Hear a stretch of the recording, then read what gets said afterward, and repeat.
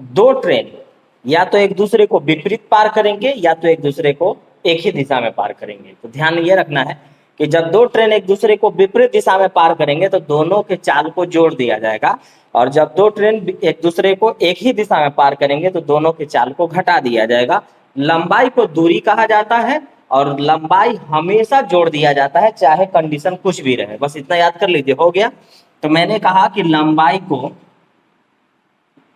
दूरी कहा जाता है और दूरी बराबर हो जाता है चाल गुने समय।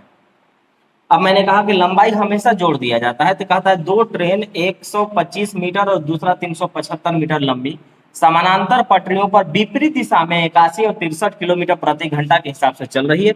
एक दूसरे को पार करने में कितना समय लगेगा? तो पता चल गया कि दिशा विपरीत है, लेकिन लंबाई हमेशा जोड़ दिया जाता है। तो एक लंबाई है हमारे पास 125 और दूसरा है 375।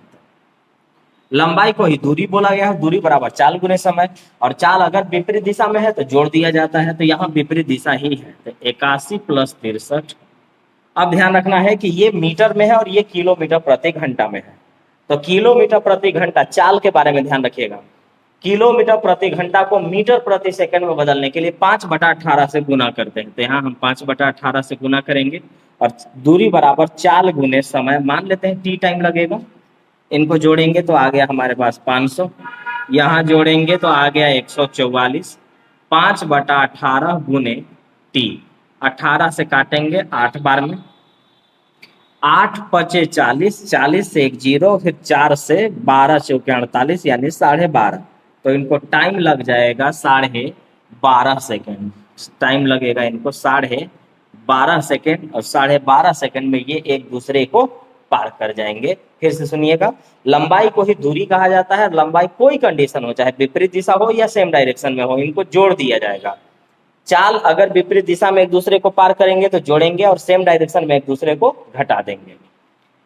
लंबाई को ही दूरी बोलते हैं। दूरी बराबर होता है चाल गुने समय।